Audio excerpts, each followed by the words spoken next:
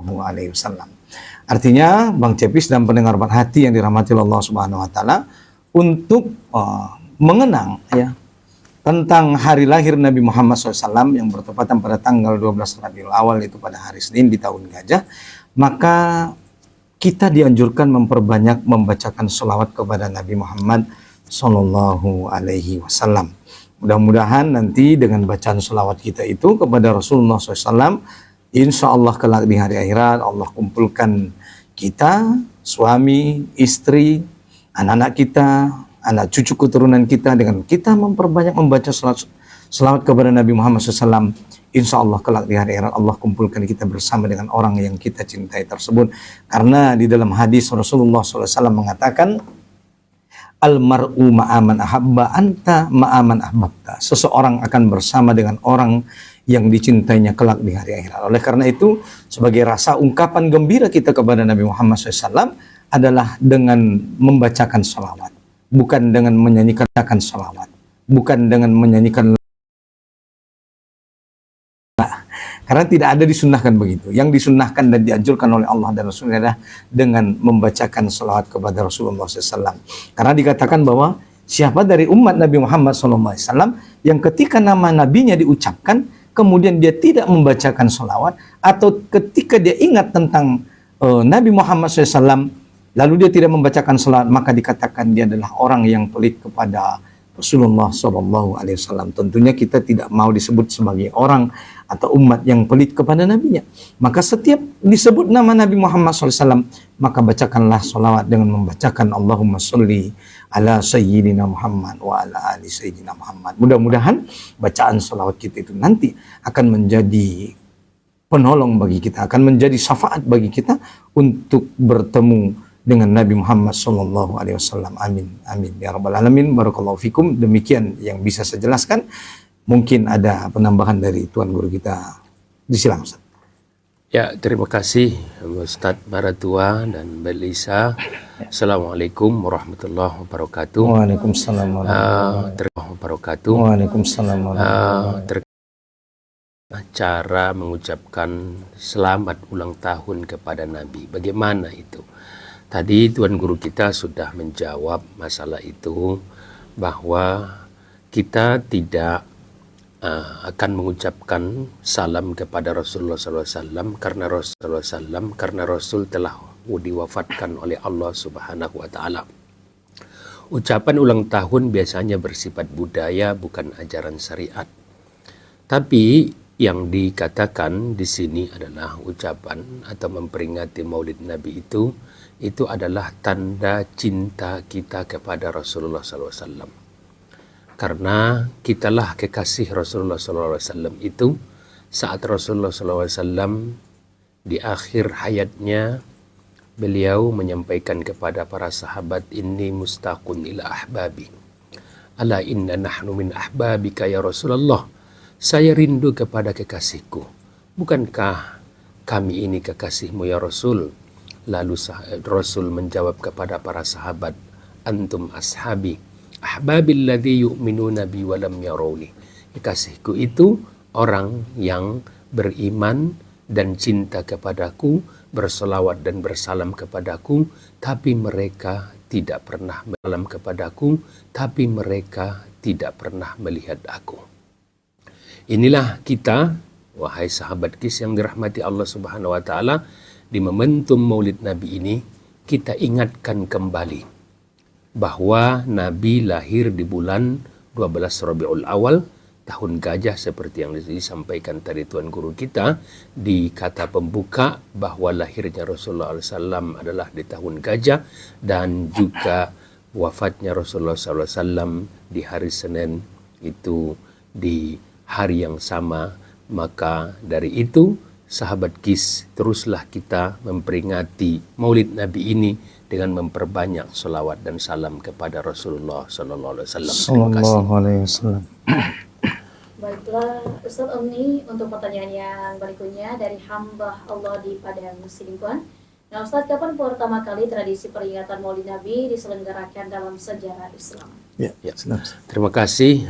Izin mendahului Ya. sama Ustadz Maratua, Mbak Alisa, sahabat KIS yang dirahmati Allah Subhanahu wa taala.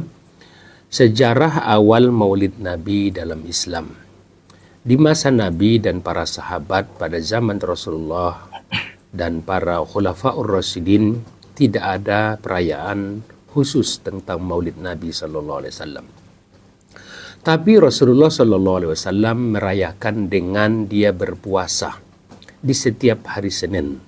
Lalu para sahabat bertanya, "Kenapa ya Rasulullah sallallahu alaihi wasallam berpuasa setiap hari Senin?" "Dzalikal yauma wulidtu." Dan karena pada hari itu adalah hari yang aku dilahirkan, kata Rasulullah sallallahu alaihi wasallam. Sallallahu Ini hadis sahih yang diriwayatkan oleh Imam Al-Bukhari. Jadi bentuk awal syukur atas hari kelahiran Nabi dengan Rasulullah sallallahu alaihi wasallam berpuasa. Lalu yang jadi pertanyaannya adalah, lalu bagaimana munculnya perayaan Maulid Nabi itu? Kapan munculnya? Ini ada banyak versi dalam sejarah mengatakan, ada dari kalangan ulama itu mengatakan bahwa awalnya peringatan Maulid Nabi itu adalah di abad yang keempat. Di abad yang keempat dalam dinasti Fatimiyah di Mesir itu, maka dinasti Fatimiyah lah yang pertama melaksanakan Maulid Nabi sallallahu alaihi wasallam. Mereka memperingati Maulid Nabi bukan hanya Nabi tapi juga keluarga-keluarga Ahlul Bait. Maka karena orang-orang Fatimiyah mereka sangat cinta kepada Ahlul Bait. Lalu ada juga yang mengatakan perayaan Maulid Nabi lebih luas lagi di abad ke-6. Ya, itu sekitar 2 tahun 12 Miladiyah. Maka tradisi ini yang dilakoni ataupun yang dipelopori oleh Sultan Al-Malik Al-Muzaffar, penguasa Irbil saat itu dan di Irak. Maka itu sekitar itulah sejarah Maulid Nabi sallallahu alaihi wasallam. Beliau merayakan Maulid Nabi, mereka membacakan Syama'il Muhammadiyah dan mereka bersolawat dan berzanji dibaca solawat dan mereka menjamu makan para tamu dan memberikan sedekah pada hari itu, memperingati hari lahirnya Rasulullah SAW dengan bersedekah. Maka sahabat KIS yang dirahmati Allah Subhanahu wa taala, pandangan ulama tentang Maulid Nabi ini, ya, sebagian ulama menganggap Maulid termasuk bid'ah. Ya kan, ini perlu kita luruskan sedikit Ustadz, karena ini banyak yang berbeda pendapat tentang Maulid Nabi ini, bahwa itu adalah bid'ah. Tapi kalau di dalam fikih atau itu ada bid'ah itu terbagi dua, ada bid'ah hasanah, ada bid'ah dhalalah. Maka sebagian ulama mengatakan bahwa Maulid Nabi SAW dikategorikan sebagai bid'ah hasanah, amal baru yang tidak pernah dilakukan Nabi dan para sahabat yang memberikan manfaat kepada umat. Nah, karena di dalam Maulid itu kita bersolawat, kita menjaga aurat-aurat kita, jangan sempat kita ikhtilat atau bercampur antara laki-laki dengan perempuan di saat kita mengadakan acara maulidan itu. Maka salah satu di antaranya Imam As-Suyuti, peringatan maulid yang di dalamnya dibacakan kisah Nabi, diberi hadiah, diberi hidangan, maka itu adalah termasuk amal-amal soleh. Namun sayangnya sebagian ulama tidak menganjurkan jika hanya untuk menjadikan pesta pora, untuk berpoya-poya. Maka kalau ada di situ hal-hal yang diharamkan Allah Subhanahu wa taala, maka peringatan itu jadi jatuhnya kepada hal-hal yang haram, maka sifatnya itu tidak ada kesunahan di situ, malah sebaliknya haram dilaksanakan peringatan Maulid Nabi itu kalau bercampur dengan hal-hal yang haram. Maka dari itu, sahabat KIS yang dirahmati Allah, kesimpulan daripada pertanyaan tadi bahwa Rasulullah SAW mencontohkan kepada kita. Sebagaimana yang disampaikan Diyaul Umari dalam kitabnya bahwa Rasul SAW telah memberikan pola hidup kepada kita.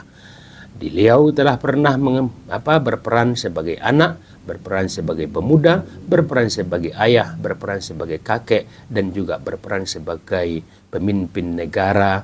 Maka kita mengambil contoh dari beliau. Dengan adanya Maulid Nabi, kita terus membaca sirah dan sejarah kehidupan Nabi kita Muhammad SAW, dan akan makin cinta kita kepada baginda Rasulullah Sallallahu Alaihi Wasallam. Terima kasih.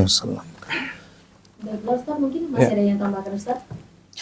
Saya rasa cukup. Oh, cukup ya, Ustaz. Baiklah. Nah Ustaz, untuk pertanyaan yang berikutnya ini dari Macam Hari Pepenjior. Ustaz, surah apa yang paling banyak diceritakan tentang kisah para nabi dan kenapa? Ya, terima kasih dari Mak Jamhar di Bugenjor ya. Mak Jamhar ini pendengar setia obat hati ya Ustaz ya. Selalu hadir nih, Masya Allah ya. Mudah-mudahan seluruh pendengar obat hati di Bugenjor nanti Allah berkaya ya rabbal alamin. Amin. Ya, jadi pertanyaan Mak Jamhar tadi yang bertanya tentang di surah apa saja ya yang bercerita tentang Nabi Muhammad SAW.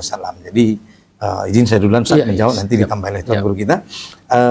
Sebenarnya memang tidak ada satu surah khusus ya yang membahas tentang daripada Nabi Muhammad SAW sebagaimana surah Yusuf ya Ustaz ya. Kalau surah Yusuf berbicara tentang Nabi Yusuf itu dari ayat 1 sampai ayat 111 itu semua berbicara tentang Nabi Yusuf, mulai dari beliau lahir, mulai dari masa kecil beliau sampai nanti beliau menjadi penguasa di Mesir ya.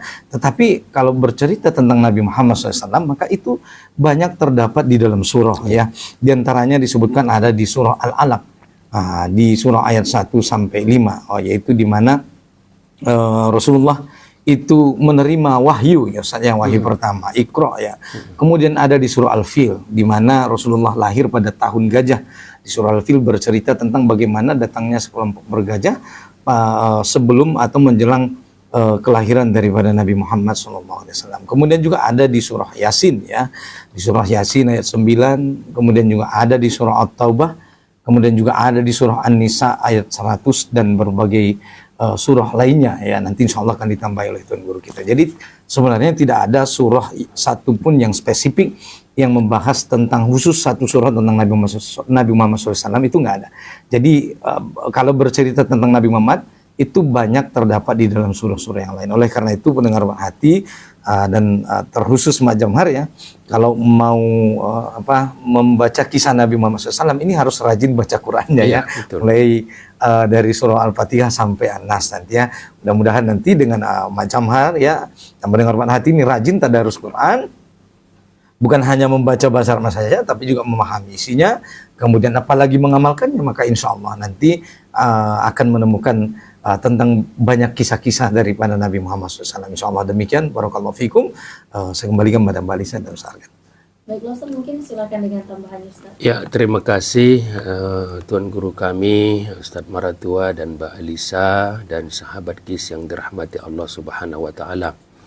Memang kisah-kisah, karena di dalam Al-Quran itu kan jumlah kisah di dalam Al-Quran itu 2/3. 2/3 dari isi Al-Quran itu semua kisah, bukan hikayat ya Ustaz ya. Berbeda ya. Berbeda hikayat dengan kisah. Maka seperti yang disampaikan Tuan Guru kita tadi, sesempurna-sempurna kisah yang dikisahkan Allah Subhanahu wa taala dengan Nabi adalah kisah Nabi Yusuf alaihissalam. Namun saya teringat juga menambahi apa yang disampaikan Tuan Guru kita tadi, bahwa surah yang paling banyak menceritakan kisah Nabi adalah salah satunya tadi sudah disampaikan Tuan Guru kita, adalah surah Yasin, surah Iqra dan lain-lain, dan juga di antaranya saya menambahi sedikit Ustaz, di surah Al-A'raf.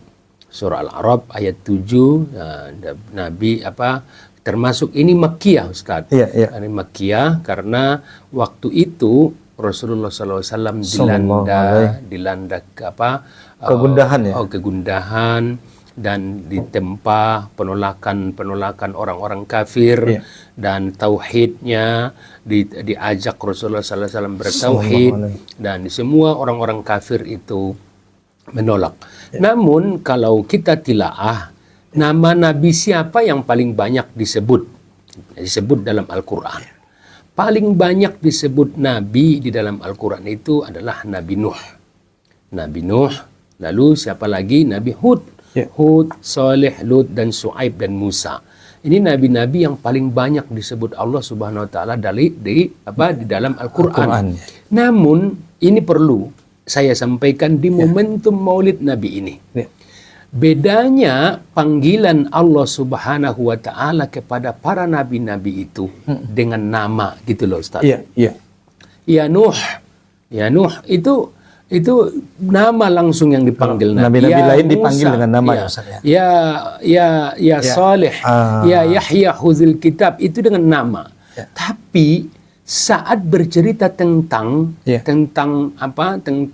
Nabi Muhammad SAW itu ya ayyuhan nabi. Masya Allah. Ini adalah salah satu kemuliaan di antara kemuliaan Nabi kita Muhammad SAW.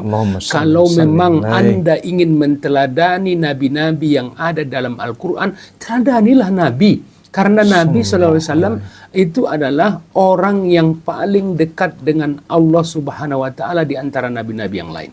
Semua dekat enggak kepada Nabi Allah? Dekat, tapi ada kekhususan kepada Nabi SAW. Maka saat Allah Subhanahu wa taala menyebut nama Nabi Muhammad SAW dalam Al-Quran, dia meneruskan rusul. Muhammadun. Muhammadun wallazina ma'ahu asyiddau 'alal kuffar ruhama'u bainahum tarahum ruk'an sujada simahum fi wujuhim min asaris sujud. Itu kan Muhammadur Rasulullah. Itu langsung dia bilang Muhammad Rasulullah. Tidak ada itu yaul mudadanya di situ. Kalau enggak kata perintah ikra atau kul. Kul aja, kul. Katakanlah. Tapi Nabi tidak menyebut di situ kan kata fil amr itu maksudnya kul itu kata perintah Kata perintah itu kul Muhammad tidak. Kul. Tapi dalam bahasa Arabnya kul, katakan wahai Muhammad. Iqra wahai Muhammad. Itu di situ. Jadi perintah aja yang secara tidak langsung Allah sebutkan nama Nabi sallallahu alaihi wasallam di situ. Maka sahabat kis yang dirahmati Allah Subhanahu wa taala, fungsinya kenapa Allah Subhanahu wa taala menyinggung agak banyak lagi di surah Al-A'raf, karena sahabat menghadapi tekanan dari Quraisy. Allah menurunkan banyak kisah Nabi sebelumnya menghibur pengikut-pengikut orang-orang yang beriman di situ. Maka bedanya antara Makkiyah dengan Madaniyah itu dalam surah itu, kalau Allah Subhanahu wa taala menyeru ya ayyuhan nas, itu identik kepada ayat Makkiyah. Sekali wahai seluruh manusia. Kalau ayat Madaniyah itu udah khusus karena setelah Rasulullah SAW menghijrah dan menyatukan dan mempersaudarakan antara muhajirin dan ansar, mereka sudah beriman. Tantangan Nabi di Madinah bukan lagi orang-orang kafir, tapi orang-orang munafik. Makanya orang-orang yang munafik yang tantangan Rasulullah SAW saat di Madinatul Munawwarah, maka Allah menyampaikan setiap menyeru kepada perintah diturunnya ayat Madaniyah, maka Allah menyampaikan kepada mereka ya ayyuhallazina amanu. Sahabat kis yang dirahmati Allah Subhanahu wa taala, ibrah dari kisah-kisah yang ada di Nabi itu bahwa semua Nabi membawa misi yang sama. Satu, tauhid, mengajak menyembah Allah Subhanahu wa taala yang esa, yang tunggal. Kaum yang menolak selalu binasa, dan janganlah kita menentang kerajaan dan kekuasaan Allah. Fir'aun, Allah biarkan dia dengan kedurjanaannya, tapi saat dia mengatakan ana rabbukumul a'la, maka disitulah Allah hancurkan kerajaannya dan Allah matikan dia. Maka dari itu, sahabat KIS yang dirahmati Allah Subhanahu wa taala, surah inilah yang akan terus kita gali, tadabbur Al-Qur'an. Allahumma ja'al Qur'ana syafi'an lana fi yaumil qiyamah. Amin. Jadikanlah ya Allah Al-Qur'an itu sebagai penyelamat bagi kami di hari kiamat. Terima kasih. Iya. Baiklah Ustadz, mungkin Ustadz boleh nggak sih Ustadz kasih satu kisah dari Nabi Muhammad mungkin yang paling menyentuh hati gitu ya Ustadz. Iya. Mungkin kan sebagian dari kita ada masalah gitu Iya, Ustadz, iya. jadi sebagian lagi ada yang mungkin rasa tertekan di hati gitu Ustadz. Jadi kita yang mendengarkan salah satu kisah dari Nabi ini Iya. bisa terbuka hatinya dan Iya. menerima dengan lapang dada Masya keadaan Allah. kita saat ini. Boleh Ustadz? Iya, Ya. terima kasih Silakan, Ustaz. Mbak Alisa, dan terima kasih pendengar hati yang dirahmati Allah Subhanahu wa taala. Salah satu kisah dari saya, mungkin nanti ditambahin oleh Tuan Guru kita, usahakan ya. Ada satu kisah di mana ya ini kita kebetulan tentang rumah tangga juga ya Ustaz ya. Pernah suatu ketika sahabat beliau yang mulia, yaitu Ali bin Abi Thalib radhiyallahu anhu ya. Radhiyallahu ta'ala. Radhiyallahu ta'ala anhu itu pernah ada masalah dengan istri tercinta itu Fatimah binti Muhammad ya. Jadi suatu ketika Rasulullah mencari Ali ke rumah beliau. Lalu Nabi tidak melihat Ali berada di rumah. Kemudian bertanya di mana Ali? Ternyata Ali bin Abi Thalib itu berada di masjid. Rupanya pada saat itu ya Mbak Alisa dan mendengar hati itu ternyata Fatimah dan Ali sedang ada permasalahan rumah tangga. Sehingga Ali itu dia pergi ke Masjid Nabawi. Dulu Masjid Nabawi itu belum seperti hari ini ya Ustaz, masih ada berlantaikan tanah gitu. Sehingga Ali tertidur di masjid. Nah, melihat sahabat mulia sedang tertidur di sana, Ali bin Abi Thalib, lalu datanglah Nabi Muhammad SAW membangunkan sahabat beliau yang mulia itu sekaligus menantu beliau dengan memanggil beliau kum ya Aba Turab ya. Membangunlah wahai Aba Turab ya, ayahnya Ya, tanah. ayah berdebu. Karena bahunya Ali bin Abi Thalib, ya, karena beliau tidur di tanah maka bahunya berdebu, sehingga Nabi memanggil Ali dengan Aba Turab, ayahnya yang berdebu, ya, ayahnya debu begitu ya. Jadi ini pelajaran buat kita pendengar hati. Artinya apa? Ali mencontohkan ya, kalau ada masalah di rumah tangga itu bukan pergi ke klub malam, bukan pergi narkoba Ustaz ya, bukan mabuk-mabukan, tidak. Maka suami-suami di rumah tangga yang lagi tidak baikan dengan istri atau lagi ada masalah dengan istri, bertengkar dengan istri, tidak usah pergi jauh-jauh. Maka pergilah ke masjid, sebagaimana sahabat mulia Ali bin Abi Thalib radhiyallahu taala anhu telah mencontohkan bahwa beliau menenangkan hati adalah perginya ke Masjid Baitullah di rumah Allah Subhanahu wa taala. Ini salah satu kisah bagi kita Mbak Alisa ya. Jadi supaya istri juga kalau mau cari nggak jauh-jauh saja. Kalau lagi bertengkar, ini suami pasti ada di masjid ini gitu kan. Jadi nginapnya di masjid gitu, nggak nginap di hotel, nggak nginap di apa, tapi nginap di masjid gitu. Kalau nginap di hotel mungkin nanti banyak godaan. Nah, ini nginapnya di masjid.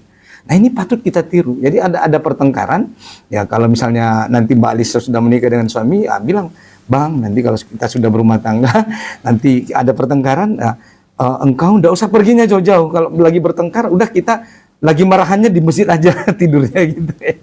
Jadi ini inspirasi bagi kita ya, salah satu kisah daripada Nabi Muhammad SAW dengan menantu beliau.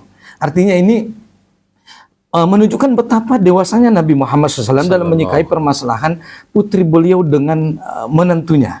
Artinya Nabi tidak mencampuri, tetapi Nabi memberikan nasihat yang baik ya, dengan melihat menantu dan anaknya, ini kok ada apa, ini kok suaminya nggak ada di rumah ya kan, dicari-cari ternyata ada di masjid. Mudah-mudahan ini menjadi hikmah bagi kita, termasuk bagi mertua dan menantu. Nah, ini mudah-mudahan bisa menjadi pelajaran bagi kita untuk kebaikan rumah tangga kita dan anak-anak cucu kita kelak insya Allah, amin ya rabbal alamin. Mungkin Mbak Alisa nanti ditambahin Lesa kan.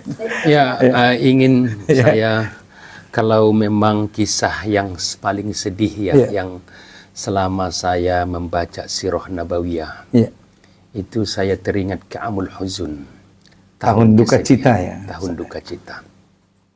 Sebelum saya ceritakan tentang Amul Huzun ini, saya sampaikan kami ini laki-laki adalah orang yang paling rapuh di antara perempuan. Insyaallah. Maka nanti di ujung yang ingin saya sampaikan ini, banyak juga petinggi-petinggi negara kita setelah hilangnya buah hatinya itu semua rapuh dan runtuh.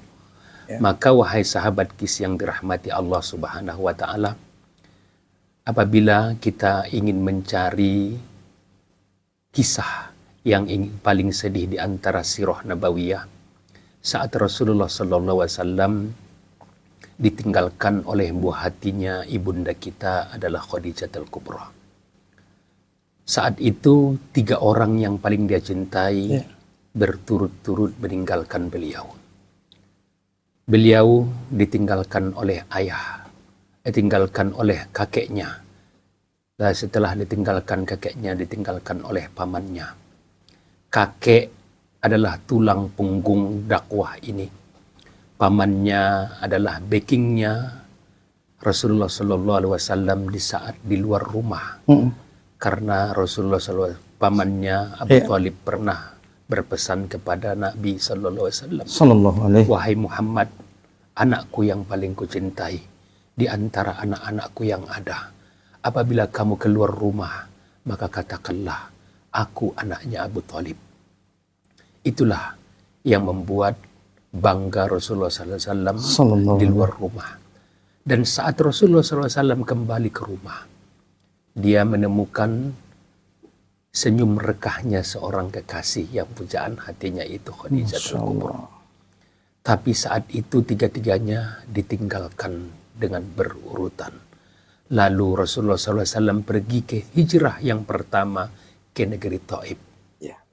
Di Taif dia didampingi oleh Unais, Anas. Maka saat mereka di negeri Taif, mereka bukan dijamu dengan kopi, dengan hujan bunga mawar, tapi mereka disambut dengan hujan batu. Mereka dilempari, mereka dihujat dan difitnah, sampai-sampai kaki Rasulullah SAW luka saat itu. Lalu Rasulullah SAW bersedih dan mengatakan di tengah jalan, ya Anais, di mana kita ini? Saya sudah nggak tahu kemana arah tujuan kita ini. Lalu Anas bercerita, ya Rasulullah, kita sampai di salah satu kebun kurma atau kebun anggur orang Yahudi. Maka kakiku sudah lemas, wahai Anas. Kita pulang ke rumah. Kita kembali ke Mekah. Tidak ada lagi yang bisa menerima kita di Makkahul Mukarramah. Saya kembali ke rumah. Saya ketuk pintu rumahku, tidak ada lagi kekasihku, yaitu Khadijatul Kubra, yang menenangkan hatiku dengan senyumannya. Maka seorang Muhammad Sallallahu Alaihi Wasallam saat ditinggalkan kekasihnya itu, istri yang tercinta, rapuh walaupun dia utusan khusus dari Allah Subhanahu Wa Taala. Begitulah laki-laki, wahai para istri, kuatkanlah suami-suami kalian daripada beriman dan bertakwa. Janganlah kalian arahkan dan bujuk suami-suami kalian itu bermaksiat kepada Allah. Karena kami tergantung istri di rumah. Kalaulah istri mengajak kita kepada ketaatan, begitulah keluarga Khadijah dengan Muhammad sallallahu alaihi wasallam. Berkat hartanya, berkat dermawannya, dia bisa membantu dakwah Rasulullah SAW. Begitu juga banyak petinggi di negara kita ini. Bapak pembangunan Soeharto telah meninggalnya Ibu Tin, maka dia sangat rapuh. B.J. Habibie begitu jeniusnya orang tersebut, setelah ditinggal Ibunda Ainun Habibie, dia rapuh. Begitu juga Pak SBY di negara kita ini. 3 sosok ini setelah ditinggal istri tercinta, mereka semua tidak sekuat saat berada istri di sisi mereka bertiga. Begitulah kita, wahai sahabat, apabila kita ingin mengenal dari Rasulullah, bacalah sirah-sirah mereka, carilah cerita yang paling sedih dan menyentuhkan hati di dalam sirah itu. Semoga kita semua terus mencintai dan bersolawat dan bersalam kepada Rasulullah Sallallahu Alaihi Wasallam. Terima kasih. Terima kasih. Pertanyaan yang terakhir dari Lalu Sambungan. Kenapa Ustaz iman itu naik turun dan kenapa tidak selalu stabil, Ustaz? Iya, terima kasih Mbak Lisa dan terima kasih pendengar hati yang dirahmati Allah Subhanahu Wa Taala, yaitu dari Sambungan. hamba Allah yang bertanya tentang kenapa iman itu naik turun, kenapa nggak selalu stabil ya. Izin Ustaz saya mendahului, nanti insya Allah ditambah di tuan guru kita. Memang iman itu adalah yajid wa yangkus ya, kadang bertambah, kadang menurun. Itu hal yang manusiawi ya. Karena memang ya namanya kita manusia ya Ustaz ya. Ya, betul. Manusia ini kan kata Allah Subhanahu wa taala itu ada musuhnya. Kata Allah Subhanahu wa taala, inna syaitana lakum aduwwum mubin. Sesungguhnya setan itu adalah musuh yang nyata bagimu. Pendengar hati yang dirahmati Allah Subhanahu wa taala, bukankah dulu iblis dan bala tentaranya telah berjanji ketika Allah keluarkan mereka dari surga bersama nenek moyang kita itu Nabi Adam alaihissalam, mereka telah berjanji kepada Allah bahwa akan menggoda hamba-hamba Allah Subhanahu wa taala kecuali orang-orang yang ikhlas Ustaznya. Maka illa ibadikal mukhlasin. Maka siapa hamba-hamba Allah yang ikhlas, maka dialah yang tak akan bisa digoda oleh iblis dan tidak bisa digoda oleh setan. Maka kalau pendengar hati mau tidak ingin tergoda oleh setan, maka ikhlaskan niat kepada Allah Subhanahu wa taala bahwa apapun yang kita lakukan dalam beribadah hanya semata-mata mengharap ridho Allah, tidak mengharap ridho makhluknya. Maka oleh karena itu naik turunnya iman ini adalah perkara yang biasa. Karena ada setan. Ya, makanya kata Allah, setan itu ada dua, Ustaz. Ada setan yang sebenarnya, ada setan dari jenis manusia. Kadang-kadang memang bukan setan dari jenis yang sesungguhnya, tapi setan dari manusia ya. Dari orang-orang sekitar kita yang menggoda kita. Tadi mau puasa, tapi karena ada teman yang mau traktir nggak jadi. Tadi mau ke masjid, tapi gara-gara ada yang traktir nggak jadi gitu saja. Jadi ini ada berbagai macam faktor. Ditambah lagi misalnya dengan adanya hawa nafsu di dalam diri manusia ya, yang mungkin bisa mengajak kepada kebaikan atau keburukan. Oleh karena itu naik turunnya iman itu adalah hal yang biasa. Tinggal kita bagaimana menyikapi naik turunnya iman ini. Itu salah satunya tadi dengan mengikhlaskan niat. Dan masih ada banyak yang lain. Salah satunya mungkin nanti ya mungkin mendengar ceramah-ceramah Ustaz, juga berkumpul dengan orang-orang soleh. Supaya iman kita itu stabil. Kalau kita lupa, nanti insya Allah ada yang mengingatkan itu teman-teman kita. Dan ini insya Allah akan dijelaskan oleh Tuan Guru kita. Silakan Ustaz. Ya, terima kasih Tuan Guru kami Ustadz Maratua dan Mbak Elisa. Sahabat KIS yang dirahmati Allah Subhanahu wa taala, Tuan Guru kita tadi sudah menyampaikan bahwa naik turunnya iman itu adalah yang manusiawi. Dan ini terjadi kepada Rasulullah SAW dan para sahabat. Maka para sahabat bertanya, "Ya Rasulullah, innama kunna fi jiwarika ya Rasulullah. Natazakar wa nazkuru akhiratana."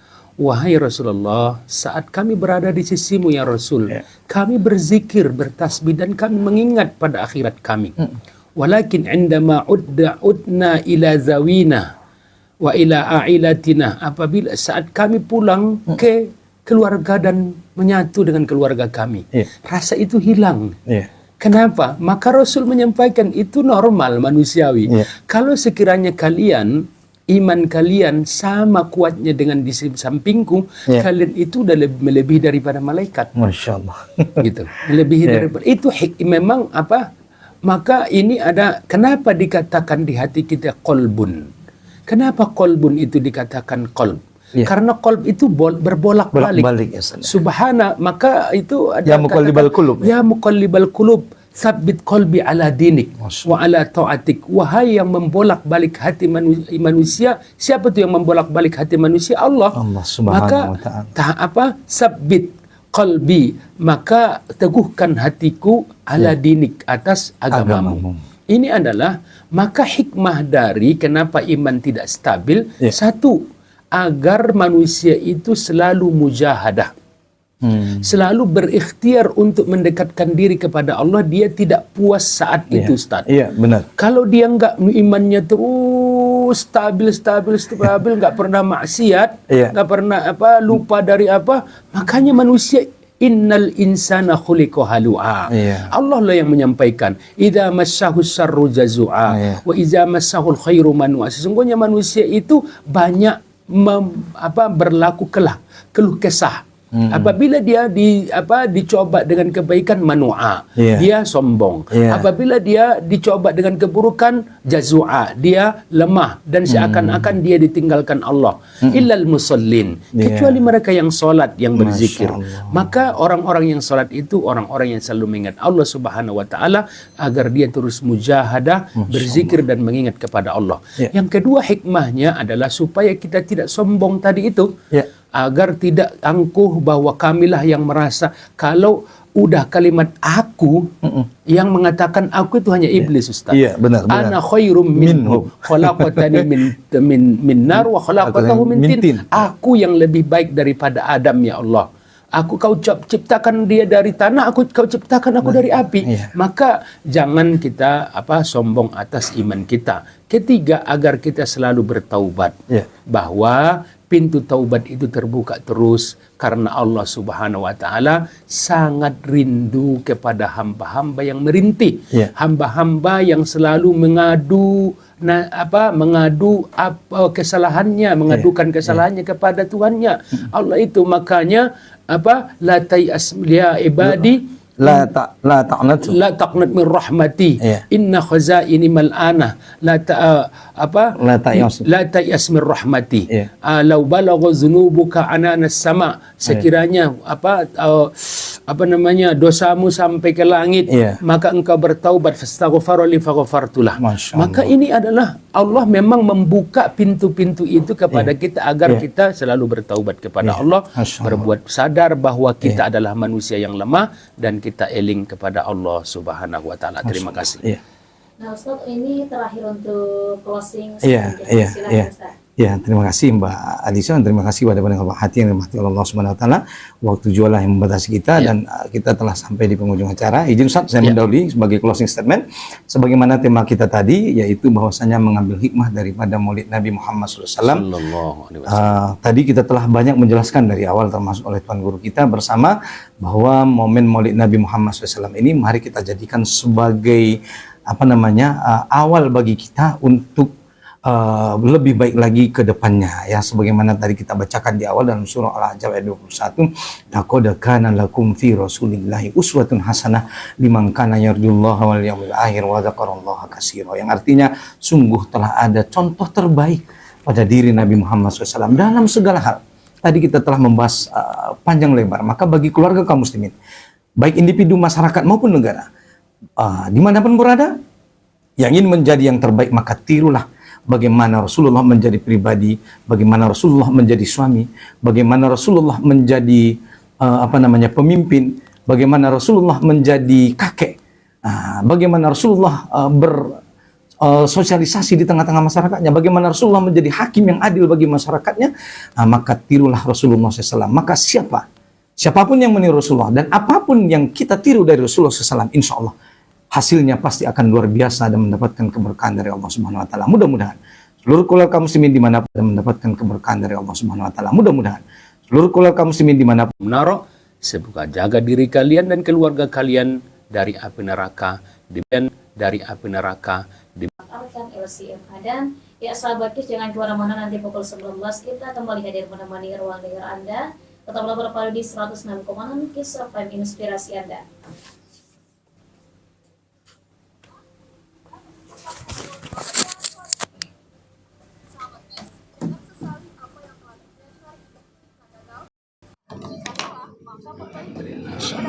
Alhamdulillah.